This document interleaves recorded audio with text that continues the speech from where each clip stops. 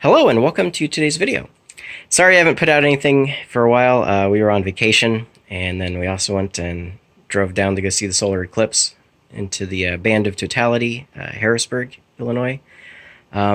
It's pretty impressive if you've never seen a total eclipse during totality. It's pretty amazing. I highly recommend it. Definitely worth the drive. There's another one in like 6.5 years or so, something like that.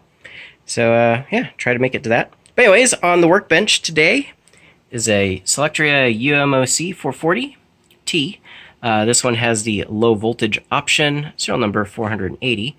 So nominal is 144 volts.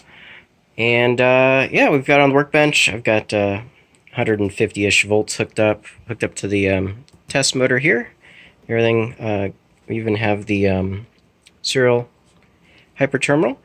And for these guys, you have to supply an external 12 volts. So I've got that run over the power supply here. So I'll go ahead and flip that on. And you can see it does its thing here. We're going to hit enter, make sure that everything here is working. This is in for evaluation, test, and repair if needed. So we've got it, it's off right now, although it's powered, so you can kind of see all the parameters and everything. So we're definitely within 120 and 192 volts because we're at 154.3 volts. Temperature, everything else is in range. We've got rotor RPM is 0 because we're not moving. So if I spin this by hand here, we can see we get forward rotation, and if I go the other way, we get negative rotation. So we know that the encoder's working. We're in neutral right now, so we're now in forward and reverse, so we know that's reading right. I'll go ahead, regen on and off, so you can see regen flipping. So go ahead and turn the drive on.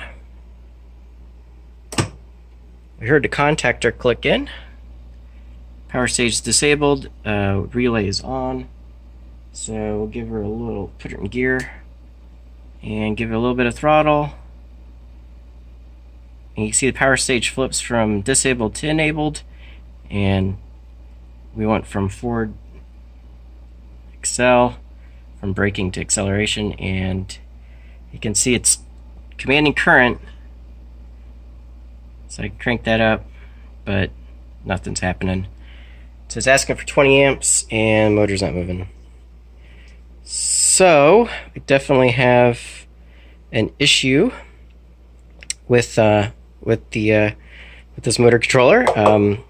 Definitely able to reproduce the problem, so I'm gonna have to take it apart and see what's actually wrong with it.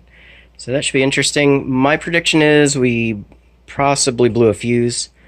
There's like a little 1 amp fuse that runs all the gate drivers, so we could have lost that. There's a couple big fuses that run the power stage, could have lost that. But usually, for the big fuse to die, something horribly has to go wrong, and that usually means that one of the IGBTs has failed, so has shorted out. So we'll just have to open it up, do a little investigation, ohm out some components. But yeah, we'll see what's going on. Anyways, thanks for watching. Bye.